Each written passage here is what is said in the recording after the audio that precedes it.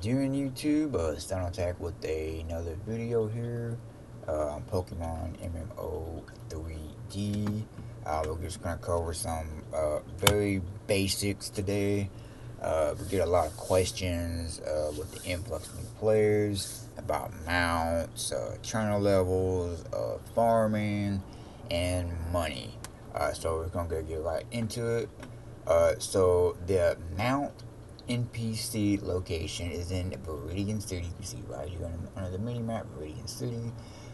So as soon as you teleport into Viridian City, go down here to the eye on the commands, teleport to the center. You're gonna want to come out of the Pokemon Center, go right around here, and run all the way down here. And I will show you this. I will summon my mount real quick.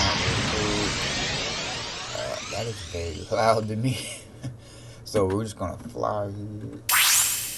Okay, so as you can see, I have access to flying mount. Takes a ton of work to get access to flying mounts. I will explain that in just a minute here. Just in case anybody's noticing, my avatar changed because I have a skin. This is the base avatar. When you play the game, it will turn you into your base avatar. So this is the lady you can talk to. So these are all the mounts: Tauros, Rapidash, Houndoom. You got some basic mounts. You got some legendary mounts. Obviously, legendary will cost more. Down here, Pidgeot, and down are all the flying mounts. So how this works is you have to buy a ground mount license, whichever one you can afford. Being a new player, obviously you won't be able to afford probably none of these right off the bat. It's recommended to get Rapidash. Rapidash is arguably the best ground mount early on.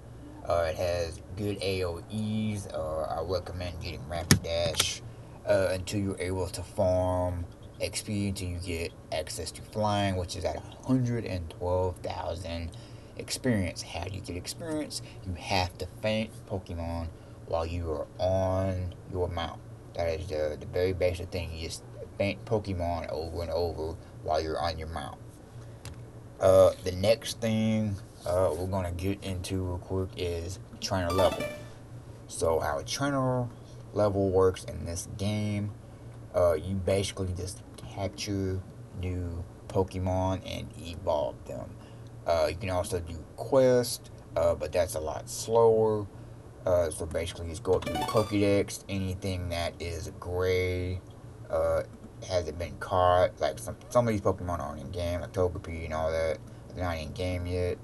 But anything that hasn't been caught will be gray. Anything that has been caught is red. So you can also go to the broker and you can buy these Pokemon. Buying the base, so you buy a base form, it won't count for you capture wise, but evolving them will count. So this way you can just focus on capturing the base form, and when you capture it, you get the experience that is up here in the corner. The next subject I would like to touch on is farming. Obviously, it's an open world MMO of sorts. You're gonna want to try to farm in your own spot, I would say. So you're being respectful of other people. One of the biggest issues that we have around here in influx of players is that we have a lot of people just running through somebody else's farming zone and either stealing kills or just running through, killing, and moving on. So how this works in this game is obviously an MMO. You can only spawn so much in a certain radius. As you can see here on the mini map, Pokemon are just constantly popping up. It's best to stay in a crowded area, kind of like this little park. People will run through here. If somebody comes through and tries to snipe you kills, obviously say, hey, can you, this is my spot, can you move on to another spot, etc. This way, because it causes a lot of problems. I'm not sure how the devs exactly will tackle this. Obviously, they all were aware of the issue. Plus, it's also best to try to farm away from people just in case you spawn a rare Pokemon, say like a shiny starter or even mythical. So if you spawn a mythical, you'll get a server warning down here in the chat saying a Mew has spawned or a Celebi has spawned. A Celebi only spawns in Meridian Forest, by the way. And if you're outside that range, you will not be notified. So it's best to try to farm in a little area like this. Once you get access to flying mounts, please don't go around and try to snipe other people's Pokemon. You will get hated on. You will get hated on. You will get shunned by the community, and you will most likely be reported. It's an ongoing issue every day. Uh, the last subject I would like to touch on is money. Obviously, like, what's a good way to get money? Just starting out, unless you got a high end trainer level friend in this game that's gonna help you out. You're gonna have to start from the bottom and work your way up. You're gonna have to do quests. You're gonna have to do quests over and over. It can get boring quick, obviously. You can also get trainer XP, but it's a very small amount of trainer XP. You're basically doing that for money.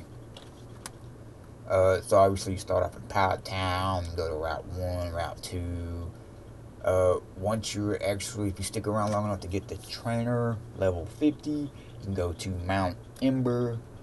There's a quest there where you gotta capture and faint Hound Doom. Capture Hound Doom, you get like $40,000. And you faint Hound Door and you get like 15,000.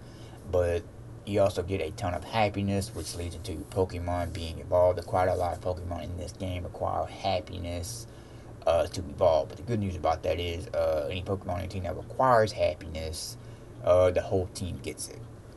But once you get to Mount Ember, you can just do that quest over and over. You can get it done fairly quick. It's a great way to make money. Obviously, a get rich quick thing does exist in this game. If you just happen to spawn a rare Pokemon, which would be either shiny or super large Pokemon, those can go for a lot of money, specifically shiny starters or mythicals or super rare shinies like Star 3, Snow Dratini. These can go for a lot of money, can go for millions or even tens of millions, depending on the nature, their size, their IVs and stuff like that. So this just want to cover some basics. If you think about playing the game, it's a really fun game.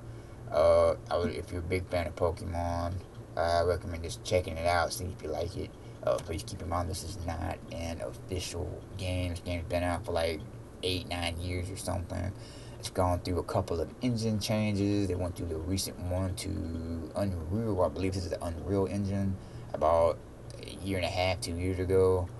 A lot of stuff is still being worked on. We've had a lot of new Pokemon added recently. We've had 2 new maps added recently. So the game is still getting actively developed. Always making changes, always adding stuff. So I would recommend checking it out.